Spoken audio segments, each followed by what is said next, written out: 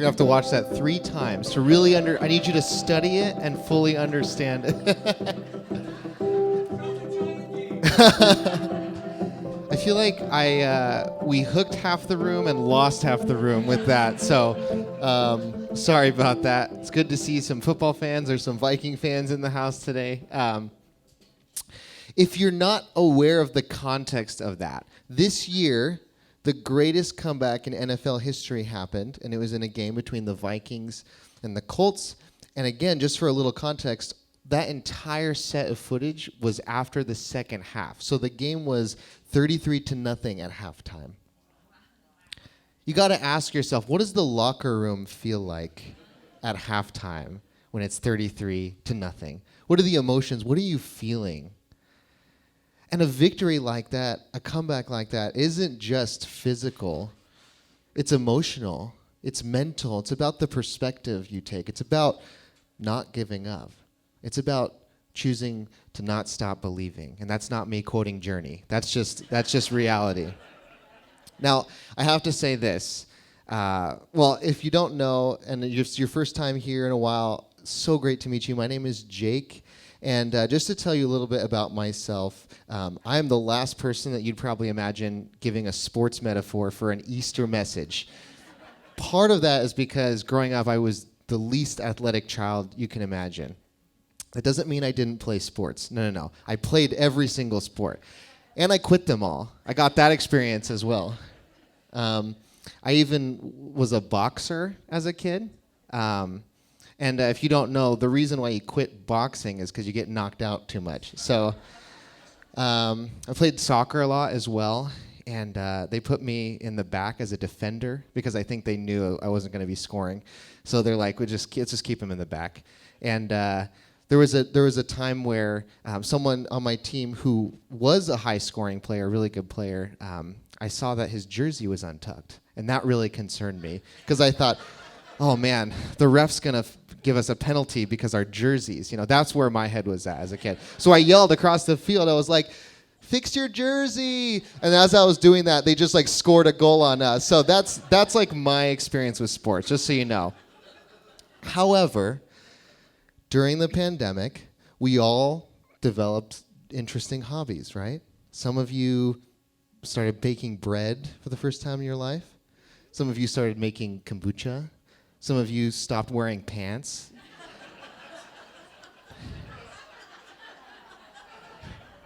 And so being here is like a miracle that you put on normal hard pants, But for me, I got really into the Seattle Seahawks, which is where I was living at the time. And I think what I really loved about watching football is the mindset that it's not just about the physicality, but it's really about the choices you make and how every choice, every play, you have to make it with the belief that there is still a win. That you can be down 33 at the half, but you still have to play that next half like it's 0-0. Like you still have to play like there's hope.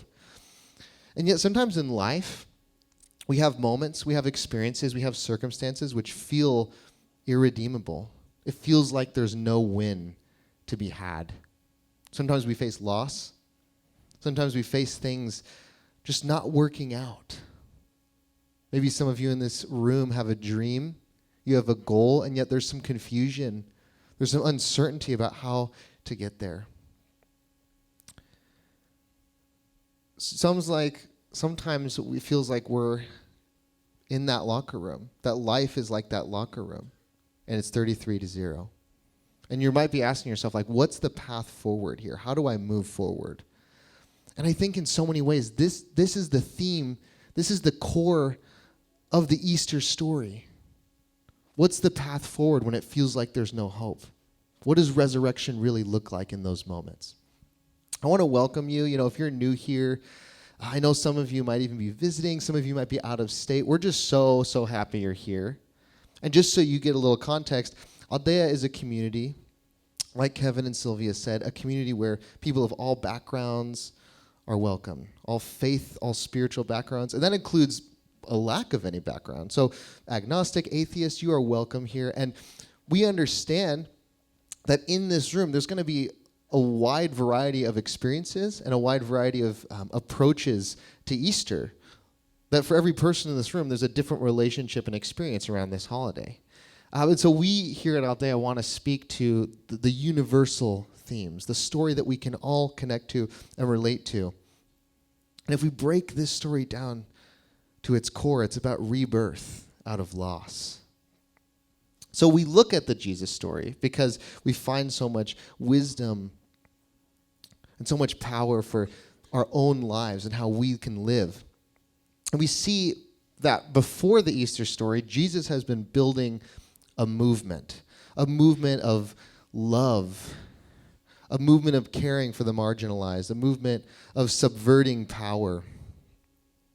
And so in this movement, he's amassed followers, he has his disciples, and everyone is really excited for Jesus bringing the kingdom of heaven to earth, as he calls it. And so we see that Jesus and his followers go to Jerusalem, and they're thinking, this is the moment, this is the win, this is when it's going to happen. They're preparing for this epic moment where Jesus is going to bring the kingdom of heaven. And yet, as we know, that's not exactly what happens. Jesus is arrested, he's killed. And I can only imagine the absolute disappointment faced by his followers in that moment.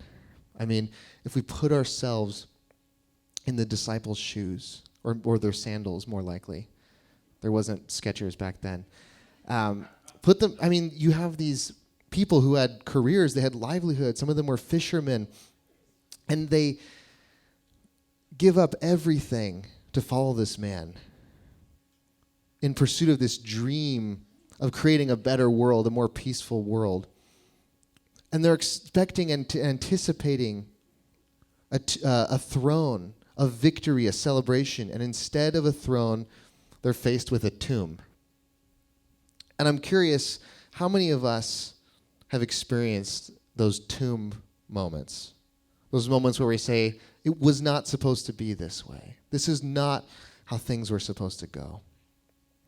So you have Friday, you have loss, defeat, disappointment, and then you have Saturday, silence, emptiness, unknowing, uncertainty. And so let's pick up the story early on Sunday morning. We're in the book of John, chapter 20. Before the sun had risen on Sunday morning, Mary Magdalene made a trip to the tomb where his body was laid to rest. In the darkness, she discovered the covering had been rolled away. She darted out of the garden to find Simon Peter and the dearly loved disciple to deliver this startling news. And she said, "They have taken the body of our Lord, and we cannot find him." Together, they all departed for the tomb to see for themselves. They began to run, and Peter could not keep up. The beloved disciple arrived first. Now, I want to point something out. We're in the book of John, which most scholars believe was written by John. And twice in this passage, you see reference to the dearly loved disciple or the beloved disciple. Again, many scholars believe that John's referencing himself, which I think I appreciate the confidence there. Little bit of a humble brag, you know.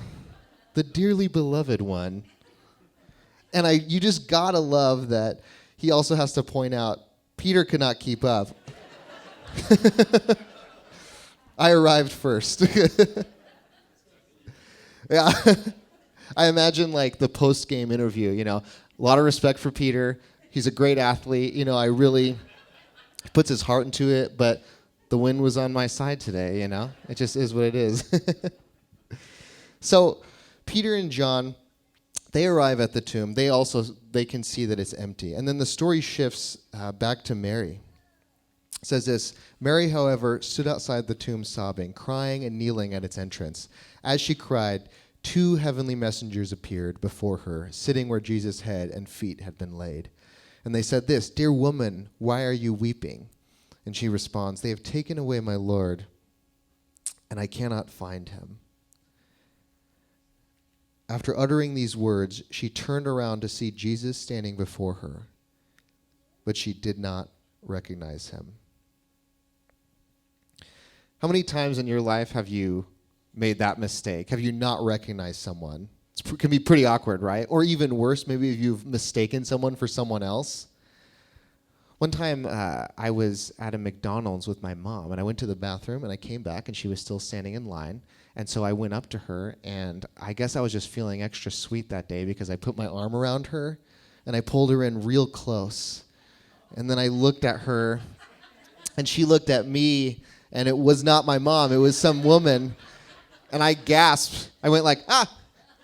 And I think I scared her, and so she went back, and then I kind of like threw her a little bit, It just was like, no, not exactly, but it can be scary. Sometimes we misrecognize people when we see something that we're not expecting, or we don't see what we were expecting. And Mary, she spent this weekend in grief, in loss, in disappointment. She's not anticipating a resurrection. And so it's not what she immediately sees. Sometimes we don't see the hope. We say, this situation, it's just not going to change. My marriage, it can't get better.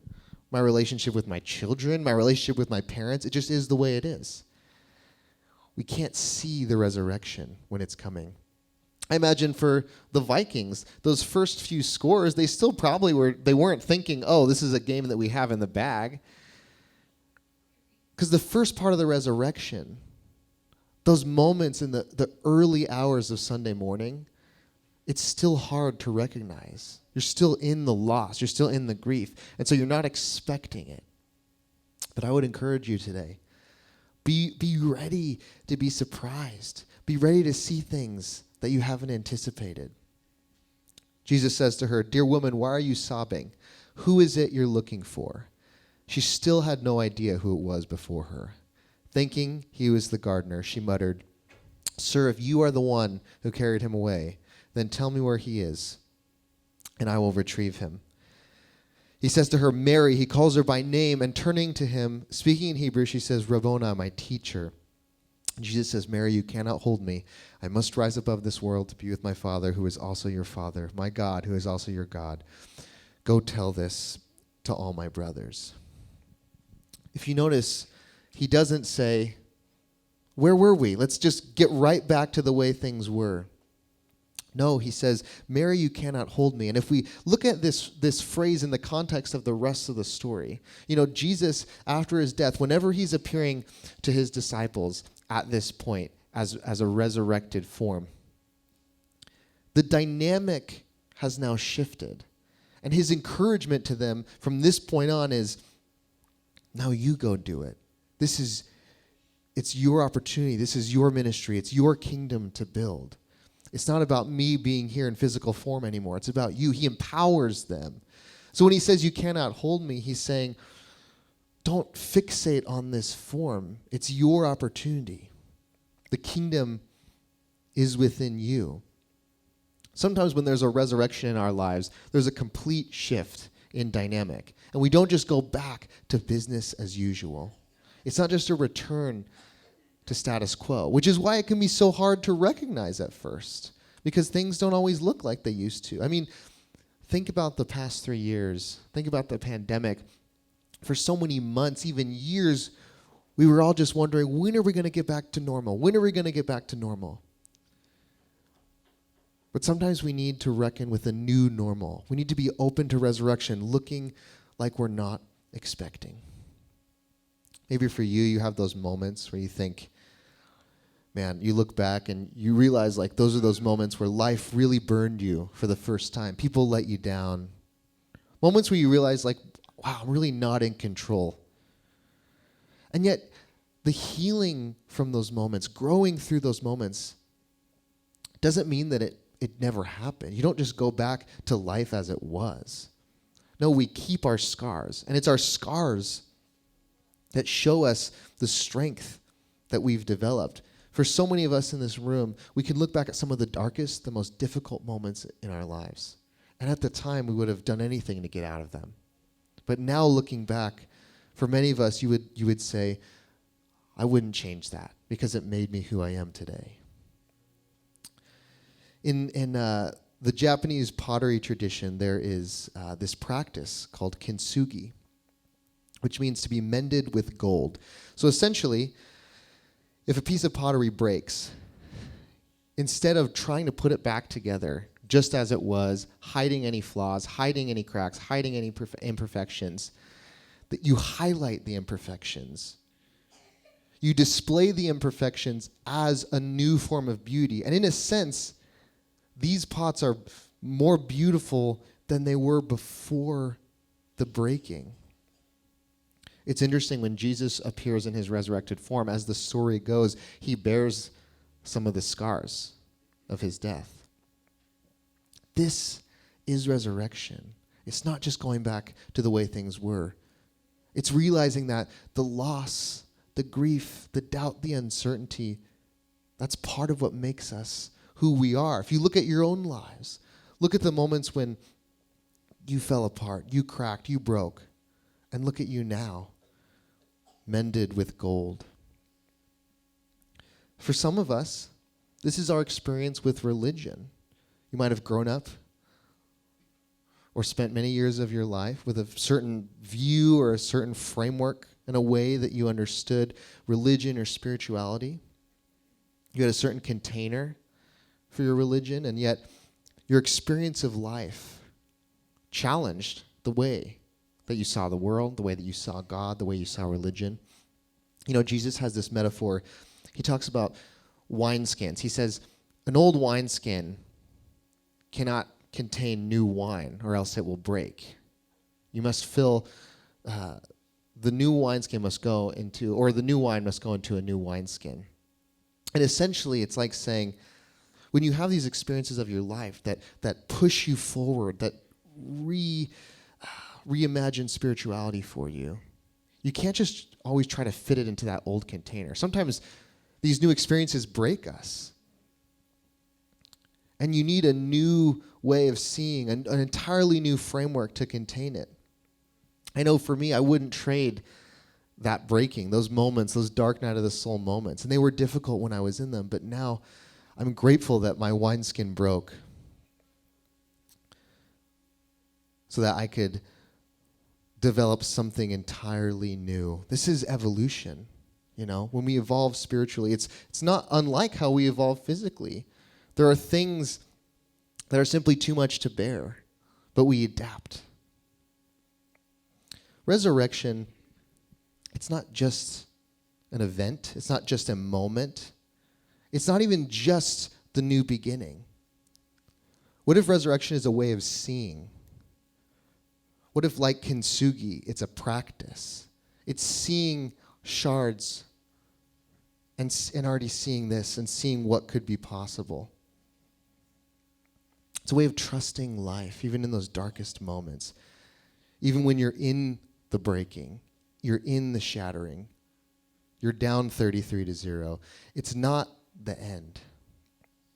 And so may this practice lead us to embracing whatever stage we're at, whatever place we're in, whatever moment you're in.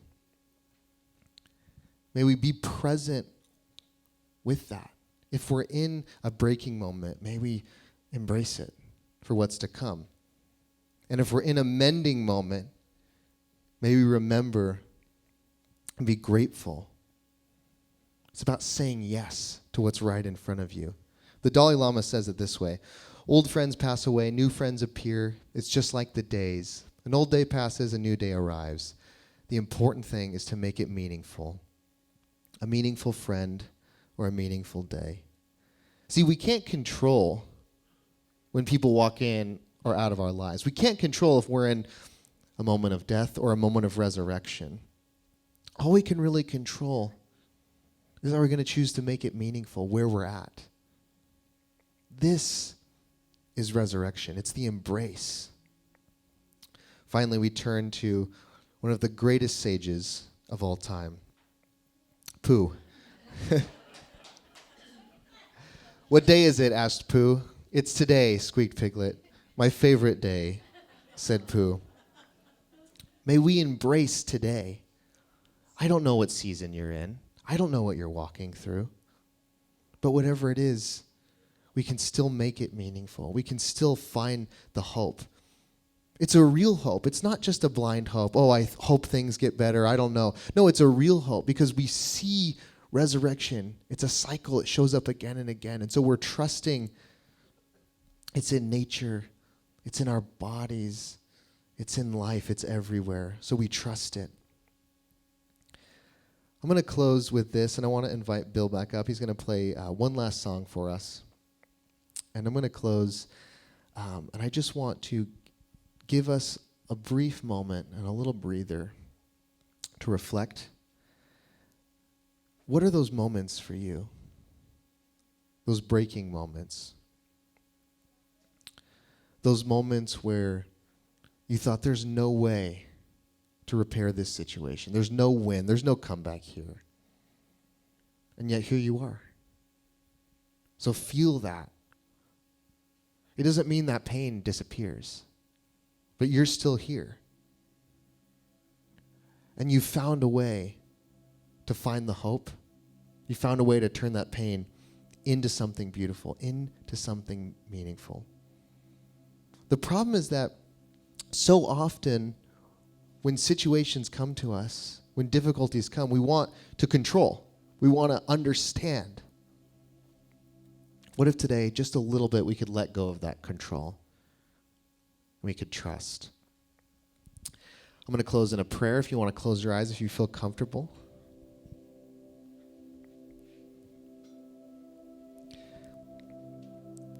To the God of your understanding, whether you think of that as the higher self, the universe, source, creator, God, we recognize resurrection, not just as something out there, something that happened once in a story, but something that happens in our lives, something that we can embrace, that we can turn to. Let it be a way of seeing. Let it be a way of finding hope in the hopeless. Let it be a way of recognizing where the healing can be, even in the broken places. Again, we're so grateful for every heart in this room who's here, open, seeking, wanting to connect, wanting to engage. And I just ask that as we walk away from this place, we'd be encouraged that we're not alone. It's okay to feel the pain, the loss, the doubt, because it's part of something greater. It's part of something beautiful. Amen.